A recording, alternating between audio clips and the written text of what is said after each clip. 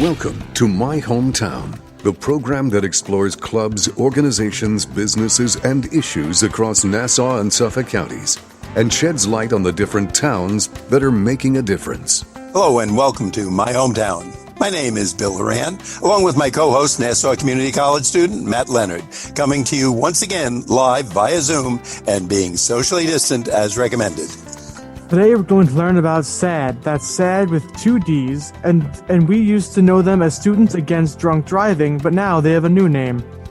That new name is Students Against Destructive Decisions. And to learn more, we have Rick Birt, the president and CEO of SADD. Rick, welcome to My Hometown on the voice of Nassau Community College, 90.3 WHPC. Bill, Matt, such a pleasure to be with you today. Thanks for having me.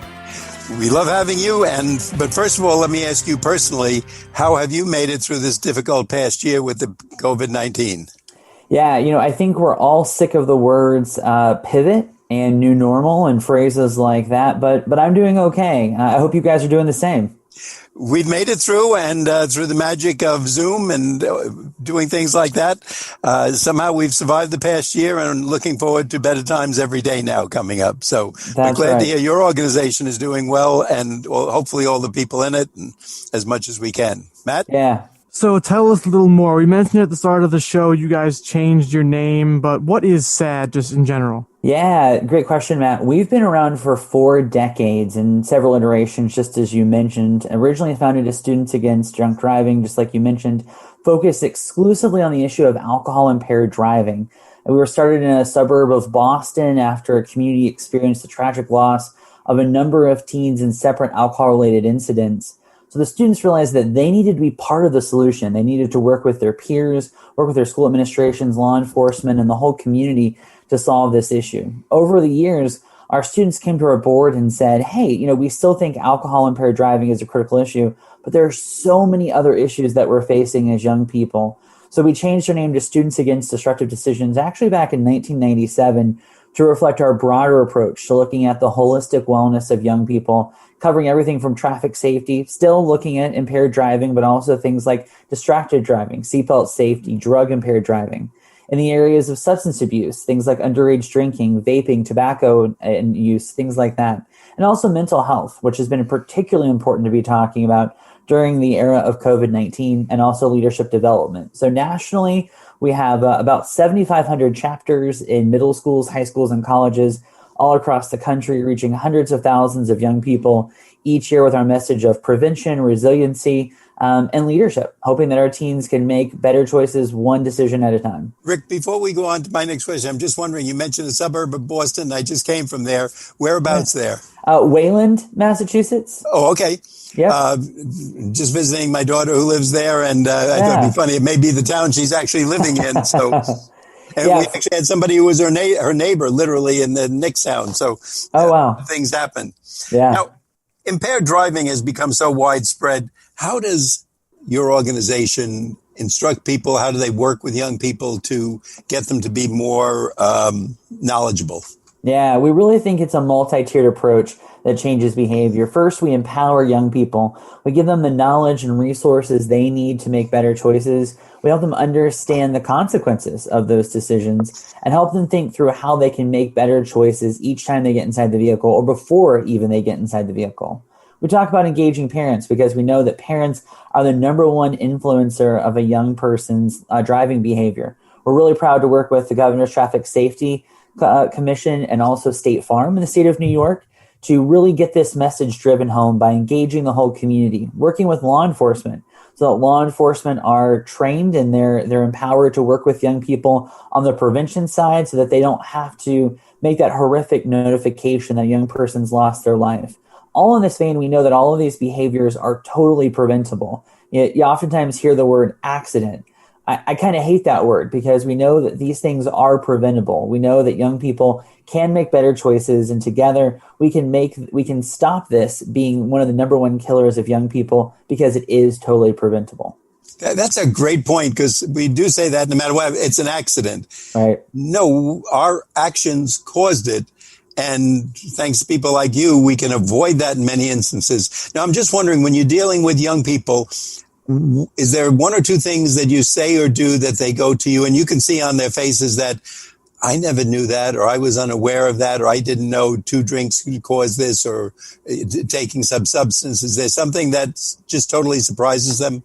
There are several things that come to mind, Bill. I mean, first of all, when we think about impairment, we talk a lot about drug-impaired driving, too, because we know that that's on the rise. And even though our minds first go to those illicit substances, we forget things like cold medicine actually do impair our ability to drive. Unfortunately, there have been a number of crashes in recent months where young people have taken a cough suppressant and over-the-counter medication, gone to bed and only gotten a few hours of sleep, as we know that teens often do. And then they got behind the wheel to go to swim practice or go to an extracurricular activity, and they were still drowsy. And unfortunately, they crashed and lost their life because of those series of choices. So certainly talking about the fact that medication, when it says, hey, don't use heavy machinery, we're not talking about a forklift. We're talking about a motor vehicle. That's usually an aha moment. The same thing with drowsy driving. Again, teens are horrible at getting the sleep they need, and parents often don't know how much sleep their teens actually getting. And so it creates this unsafe environment where young people are driving drowsy, particularly those who are involved in a myriad of things. And I'm especially talking to SADD students who are listening with us today because they're involved in a number of activities. So getting that extra sleep actually does prevent that drowsy driving situation. And it is just every bit as dangerous as driving impaired, whether that's under the influence of alcohol or drugs. So that's usually another aha moment that, we talk about. The same thing with parents. Our research continues to show that, as soon as those kiddos in the backseat are strapped into their car seat, they're watching how mom, dad, grandma, big brother, big sister, caring adult, whoever it might be, they're watching the driving behaviors of whoever is driving them. So when parents say, my kids don't listen to me, they may not listen, but they're doing as you do. So parents modeling that good driving behavior at an early age is really important. And that's one of the reasons why we work with State Farm, to really engage agents in the work that we're doing, to get State Farm agents out in the community, to connect them with the work that we're doing. And that's what we're doing all across the state of New York. Also working with the Governor's Traffic Safety Commission. So there's lots of resources for parents. Can't underscore that enough. You can visit newyorksad.org, nysad.org. There's more resources there from all of our partners, including State Farm and the state of New York. 2 points you just made for me very well. I never thought of medications. And of course, someone in high school, they might not eat breakfast. They come in, they have a little cold or something that's bothering them. So they take a quick Theraflu or whatever it is that's on the market. I never thought of that. And the other one was partnering with the insurance companies. That's a win-win for both of you guys. Absolutely. They have to pay out less. They don't want, in quote, accidents. You guys certainly don't. So that's one of those naturals that, the peanut butter and jelly combination that come together. Yeah. Matt's never impaired, though, so let's go to him and see how he's doing. Oh, never, Bill, especially on the air with you, never. Maybe after the show, but not now. After the show, okay. We won't talk about that. You are listening to My Hometown on the voice of Nassau Community College, 90.3 WHPC. I'm Matt Leonard, along with my co-host, Bill Horan, and today we are learning about SADD, which stands for Students Against Destructive Decisions, with our guest, Rick Birt, their president and CEO. Now, my question is, we're talking about COVID-19 a lot. Obviously, the pandemic has affected a lot of people, particularly young people, and you mentioned mental health earlier. How can SADD help young people navigate through this era of COVID-19 and prosper? Yeah, so it's really a problem that has affected all of us. And what I don't think we fully understand yet is just how far-reaching and how long-lasting those consequences will be. We've seen and heard from young people that they're missing out on important milestones in their high school and college careers. Matt, I'm sure you get that. Thinking about those special moments like graduations, proms, other moments and milestones along the way. So what we have encouraged folks to do is think about how we can take, the mundane and the everyday and still add some excitement to it. There's only so much you can do over Zoom, I understand, but there's still ways that we can be together apart. And so SADD chapters have continued to meet over a number of digital platforms. We're really thankful for that. We've seen community roundtables and other events spring up over these platforms, which, again, still allow people to connect. But I think the most important thing is that connection in the home. Again, people are shocked when I say, parents and teens, you need to talk. I've had parents say, Rick, that's all we do is talk with our kids these days because we're all stuck at home together. But I think there's, going an extra step and saying, hey, how are you doing? Doing the simple check-in. Let's talk about mental health. Let's talk about anxiety. Let's talk about the uncertainty, because apart from COVID-19, there have been a lot of things happening in the headlines, which has put a lot of uncertainty, well, I think for all of us, and a lot of anxiety on all of us too. And young people are not immune to that. I've authored several op-eds which give some resources to parents. You can find those on NewYorkSADD.org, where you can get some practical tips as parents on what you can do, what you can say, how you can start those conversations at the dinner table, in the car, maybe you're doing a family walk. I think the important thing, again, is to have those conversations and check in on each other, check in on those family members that might be across the country, and find new ways to make special moments out of the mundane, which it absolutely is possible. I love that change in your title to Students Against Destructive Decisions, Yeah. because that opens it up to so much rather than just driving. Someone says, well, Yeah. I may only drive 5 minutes a day to the local school or to work or whatever. Are there some healthy tips you give the students, or the students and the parents? Again, that could help all of us and put us on the right track. Yeah, there are a number of things. Again, I just talked about conversation. I think that's the first piece for so much of this. Understanding how the brain develops for young people and having those conversations. Teenagers and adolescents, their brains are literally developing until the age of 25. So understanding how the teen brain works and how teens process that information, talking through consequences and different scenarios, setting expectations in a family, all of those are things that really help both teens and parents. There is no guidebook for parenting, especially in the midst of a global pandemic. So I understand that everyone is facing new unprecedented times, another one of those buzzwords that I think we're all sick of, but it's true, and that there is no playbook on how to handle situations like this. So I think, again, creating mechanisms and check-ins in families are really important. Of course, on all of our issue areas, Bill, we've got different recommendations. We've seen a recent uptick in teen vaping, particularly around the pandemic. Teens are using vapes, not just teens, but college students too, using vapes as a way to sort through the stress and anxiety of what they're dealing with, and they're not understanding the full scientific impact that device and that tobacco still has on their body, the nicotine impacts, et cetera, et cetera. So we're talking a great deal about vaping and issues in that space. We're also seeing, not surprisingly, teen suicides on the rise. There have been some communities across the state of New York who have experienced 3-4 young people taking their own lives. And again, that's something that we call a decision that can be prevented. And so there are things that we do. There are certainly curricula and activities that we do to get young people more connected, to help them understand what to look for in a young person when, what's the difference between my friend having a bad day and when there might be something else going on. Certainly we work with all of our mental health partners who are the doctors and the trained counselors and physicians who know how to diagnose and handle those things. But I think the best thing we all can do are have conversations about mental health and first remove the stigma. Let's normalize that, make sure we understand that it's okay not to be okay, but what's not okay is not to get help. So understanding that difference and really working to remove that stigma so everyone can get the help that we need. I would love to see a day when, talking about anxiety, bipolarism, depression, it's just as normal as talking about, a cold or, we've got any other medical condition that is chronic, that has to be diagnosed and taken care of to make sure that everyone achieves the bright future that they so deserve. That's what we're working towards at SADD. Now, I understand that some congratulations are in order because you guys at SADD are celebrating 40 years of helping students. What do you have planned for this anniversary? Yeah. We look pretty good for 40, right, Matt? Oh, yeah. That's what we say. So several things are happening.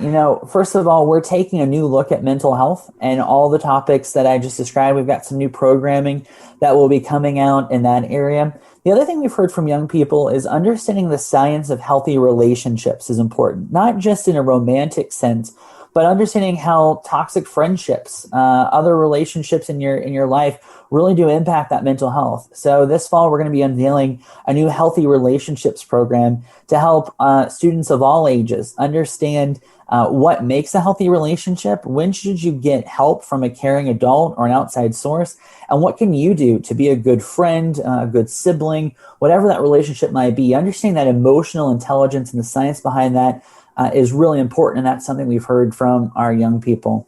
We're looking at, the issue of marijuana impaired driving, especially as states grapple with the issue of marijuana and the role it has in our society. We're seeing research that shows that teens are a little confused on how to interpret the messaging around that.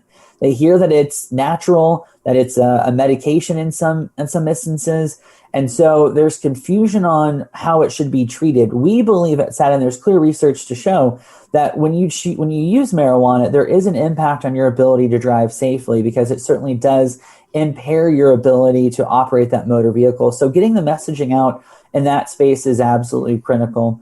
And then lastly, really talking about leadership, talking about how teens can be leaders at the local level, at the state level, at the national level. There's never been a more important time to get young people engaged in their communities. There's the phrase that some people believe we're building the youth, or we're building the leaders of tomorrow. I politely correct that and say, no, we're building the leaders of today. Young people have a critical voice to play in public policy and local happenings and current events. Certainly in all of the topics that we talk about and how we engage students, there really is an opportunity here to help your friends make better choices, help your families make better choices, and really understand what consequences can be for the future. So we got a lot of great things happening, and there's lots of ways for people to get involved. I would encourage folks, if you're on your favorite social media platform, look for us at New York SADD, that's NY SADD, SADD, or follow us nationally at SADD Nation, SADDNATION. We're on all of your favorite platforms. We've got some cool TikTok dances going on too. So for our TikTokers out there, don't miss us on that platform as well. We've got all sorts of creative ways that we're sharing our messaging on this very vibrant and up and coming platform. And also visit our website, www.sad.org. Again, we've got resources for teens. We've got resources for parents, grandparents, everyone who cares about the health and safety of a young person. They play a critical role in developing that teen. So we've got resources for them too. Rick, I think this is great that you've given us so much to work from. As adults and parents, sometimes we are distracted by the day-to-day activities that we're involved in, whether it's work, school, combination, going to school at night, working during the day, etc. What are some of the prevalent issues facing students today that we, the old people, should be aware of? And by old, I mean anybody outside of the school environment, that maybe we could be more helpful or at least understanding. Yeah, so I've alluded to a couple of them. First of all, we talked about vaping already and how that's a prevalent issue. I would encourage our parents to really keep an eye on this one, because it is becoming more and more prevalent, especially as online providers like Amazon begin to wrestle with this. There are actually channels, as we sit here today, that allow young people to purchase vaping devices and vaping pods, etc., online without any ID requirement or without any sort of checks. So parents, check your credit card statements. If you see any unknown Amazon purchases coming up, look at that. And again, I don't say that from a point of to say gotcha to your teen, but obviously with any substance use, there's a deeper issue there that needs to be unpacked, and some help that can be given to that young person to help them find healthier ways to sort out the stress and anxiety they might be feeling in their life. So that's certainly one. I can't underscore enough the impacts of cyberbullying and the use of social media. If anyone has been on a social media channel the past couple months, there are some vicious dialogues that are happening, particularly around the political climate that we're hopefully exiting, where, I believe, this is the Rick perspective, I believe that it's much easier to say vicious and vindictive things when you're behind a keyboard with, I won't say, anonymity, but certainly without the impact of having to look someone in the eye. I've seen that come true with young people as well. People are creating what they're calling finstas, or fake Instagram accounts, and bullying other people in the school, whether that's harassing them with pictures or messages or topics of the like, just to be mean. And so again, talk with your teen, talk with your grandchild, whatever young person might be in your life. Talk with them about that.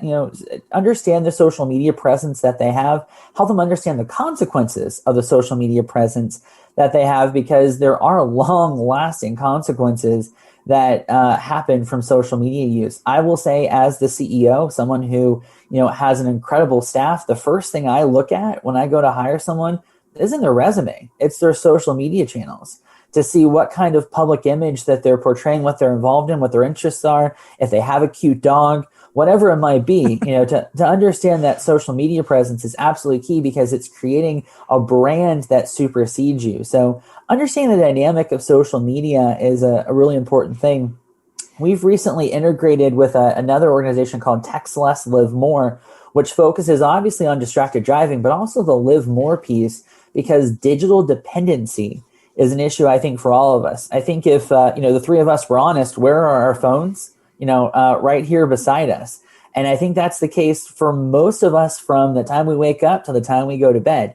We may not know at all times, where the dog is or what we're having for lunch, but we know where our phone is. So understanding digital dependency and the impact that has not only on our mental health, but our ability to, as I just said, to live more is absolutely key. And so again, with funding from the Governor's Traffic Safety Commission and State Farm, we're engaging in this program to help teens cut the tether from their cell phones, their iPads, their computers, and live more, because that is how we're going to end distracted driving. I understand the oxymoron of saying that as we're talking over Zoom, and understand that, in an all digital world, that these devices are absolutely key.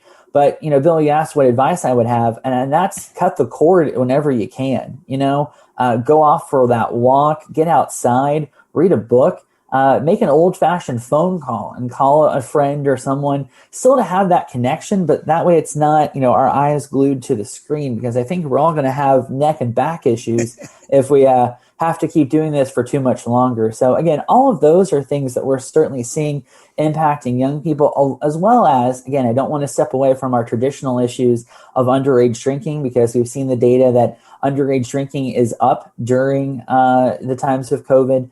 Understanding the dangers of illicit drugs and the challenges that those face for our community, and certainly all the issues of traffic safety. Even though we may not be driving as much, we've seen an uptick in pedestrian and bicycle crashes, because certainly people are using different modes of transportation more. That's great. We encourage that. But we need to understand the rules of being a good pedestrian, understand how to bike or scoot or whatever you might be doing that in a safe way, so that young people, again, are staying safe. Great answer. And again, I noticed another digital dependency, works in with the SADD letters. So we just keep getting lucky with that. Unfortunately, we keep adding more issues, just because there are always ways that young people's health and safety can be put to the test. So unfortunately, Bill, no shortage of acronyms in our space. No, thanks very much. Matt? You are listening to My Hometown on the voice of Nassau Community College, 90.3 WHPC. I'm Matt Leonard, along with my co-host, Bill Horan, and today we are learning about SADD, which stands for Students Against Destructive Decisions, with our guest, Rick Birt, their president and CEO. Now, if anybody wants to join SADD and get involved, how would they go about doing that? Yeah, great question. There are several easy ways to do that. Most of our chapters are based on in-school environments. So they're based in schools, colleges. We've got everything from elementary to college chapters. They're also based in community centers, houses of worship, really anywhere where young people gather. So if you're interested in starting a chapter, again, you can visit nysadd.org. There's information there to start a chapter. It's free. I've timed it. It takes you about 2 minutes and 18 seconds to fill out the simple information that we need and to register your members, so that you get free resources, access to scholarships, contests. Again, I'll say scholarships, because you have to be a registered SADD member, and again, it's free to get those scholarships. And I know we're in the midst of scholarship season for our seniors especially. So easy to start a chapter, and then once you're engaged, the world is your oyster, as they say. We have a full communications calendar that involves 12 months of programming, observances, all sorts of great things to get the word out and to get people engaged. no matter the time of year. So there's lots of information there on our websites. Also follow us on the social media channels, as I mentioned, New York SADD on all the platforms, NY SADD, and also SADD Nation. So there's an easy way to get plugged in to that content as well. If you are a caring adult or you're a community member, a member of the law enforcement community, there are resources for you as well. We have that all on our website and our social media channels. So no matter who you are, there's a way for you to be a part of SADD Nation and get plugged into helping us keep young people safe.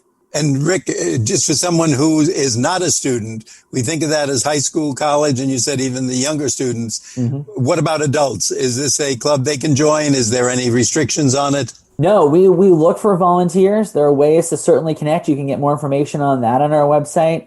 Again, we rely on we call them our adult allies, because we know the importance that adults have in being mentors, coaches, friends to our young people and helping them sort through these issues. It's not easy to be a teen. I don't think it's ever been easy to be a teen, but especially in the era that we're in now, we're seeing really unique challenges. And so having that caring adult in your life is a really important way to help navigate not only these uncertain times, but all the times of adolescence, which can be really, really tough.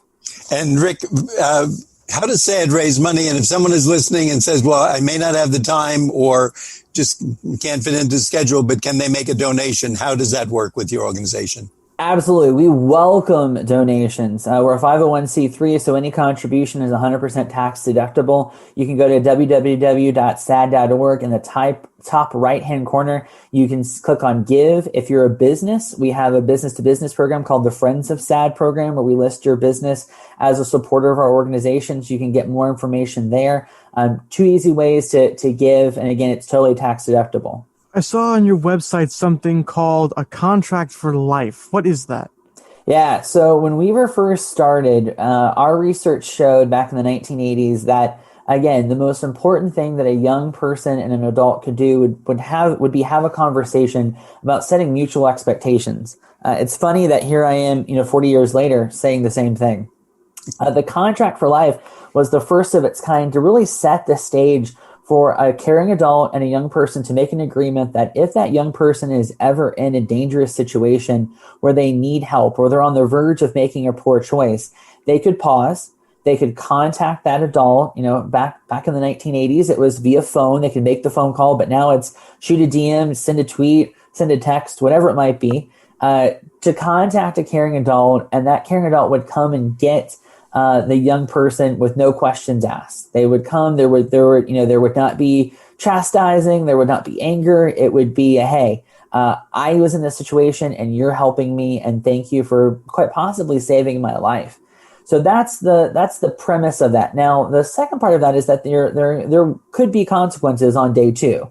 The next morning, there certainly is a conversation that should happen about, hey, how did you wind up in that situation? So it's not a get out of jail free card, but it's a way for young people to know that, hey, if I'm in a space where I need help, I've got a caring adult, whether that's, a parent, a grandparent, a church minister, a counselor, whoever it might be that young person can turn to, a contract to get them out of that situation and then talk about consequences the next day or when the time seems right. That's one of our founding documents, and it's something that we continue to get thousands of requests for each and every year. And we're proud to see many other organizations, take the idea of a parent-teen contract and model it for their efforts as well, because that conversation absolutely key. Rick, thank you so much. We want our audience to know that we've been talking to Rick Birt. He is the president and chief executive officer of SADD, Students Against Destructive Decisions. Thank you so much for being with us today. Bill, Matt, absolute pleasure. Thanks, everyone. Be safe out there.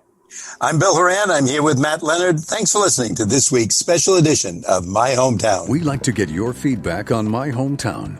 Send your comments to WHPC@ncc.edu. Nassau Community College, where success starts and continues. Till next time, this is Bill St. James. And remember, there's no town like your hometown.